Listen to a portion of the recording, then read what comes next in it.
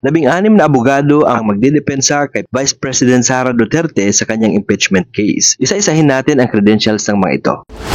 Una, si Philip Siegfried A. Fortun. Si Attorney Fortun ay founding partner ng prestihiyosong Fortun Narvasa and Salazar at kilala sa paghawak ng high-profile commercial at constitutional litigation. Matagal na siyang eksperto sa trial advocacy at strategic legal argumentation. Nagmula siya sa University of the Philippines College of Law at madalas na maging panauhing lecturer sa bar review at legal forums. Siya ang leader ng defense team ni VP Duterte na pinaniniwalaang magkakaroon ng malaking epekto sa impeachment.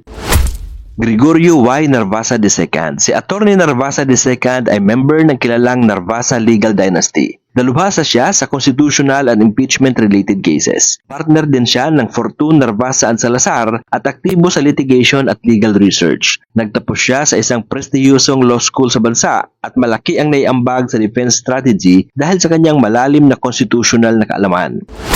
Sheila C. Sison. Si Attorney Sison ay partner ng Forum Narvasa and Salazar at dalubhasa sa corporate law at complex litigation. May track record siya sa paghawak ng corporate governance at regulatory compliance cases. Nakapagtapos siya sa isang pangunahing law school sa Pilipinas at kasama siya sa core defense team dahil sa kanyang malawak na karanasan sa high-stakes na kaso.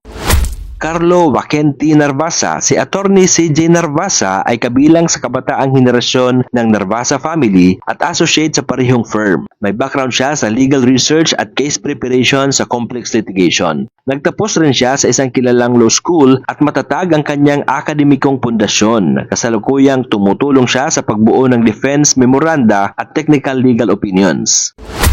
Roberto Batong Bakal. Si Attorney Batong Bakal ay Senior Associate sa Fortun Narvasa and Salazar. Nadalubhasa sa administrative at civil litigation. May malawak na karanasan sa korte tungkol sa public sector disputes. Nag-aral siya sa isang respetadong law school sa bansa at aktibo siyang tumutulong sa pre-trial at motion practice ng team.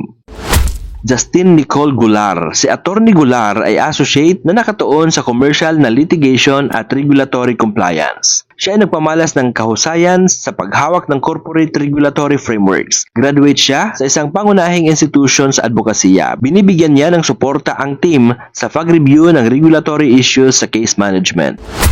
Lyndon Miguel Bakil. Si Attorney Bakil ay associate sa Fortun Narvasa and Salazar na may experience sa government-related litigation. Nakipagtulungan na rin siya sa mga kaso laban sa ahensya ng gobyerno. May degree siya mula sa kilalang law school sa Pilipinas at siya ang tumututok sa administrative at government fund misuse issues sa impeachment. David Ronel Gulia VII. Si Attorney Gulia VII ay Senior Associate na dalubhasa sa complex litigation at policy advocacy. Aktibo sa paghahanda ng legal arguments at representation sa korte. Nakapagtapos siya sa isang pangunahing law institution sa bansa. Malaki ang papel niya sa pag-develop ng defense themes laban sa allegation kay VP Duterte. Maria Selena Golda Fortun. Si Attorney Golda Fortun ay partner at kapatid ni Philip Fortun sa firm. Espesyalista siya sa corporate law at confidential fund advisory. Nagtapos din siya sa isang prestihiyosong law school at katuwang siya sa pag-assess ng legal exposure ng OVP claims. Clarlane F. Radok. Si Attorney Radok ay associate na aktibo sa litigation ng parehong pribado at publiko. May karanasan siya sa case filings at procedural motions. Graduate din siya sa isang kilalang law school at siya ang tumutulong sa dokumentasyon ng courtroom support para sa team. Francisca Marie Flores. Si Attorney Flores ay associate na may focus sa legal research at case preparation. Aktibong gumagawa ng memorandum at legal briefs. Graduate ng isang top-tier law school, susi ang kanyang gawa sa pagsiguro ng coherence at legal accuracy ng briefs. Miguel Carlos Fernandez. Si Attorney Fernandez ay associate na dalubhasa sa commercial at contract law. May hinahawakan ng mga negotiation at contract drafting. Graduate rin siya sa isang pangunahing law institution. Siya ang nakatuka sa pag-review ng contract-related allegations sa impeachment.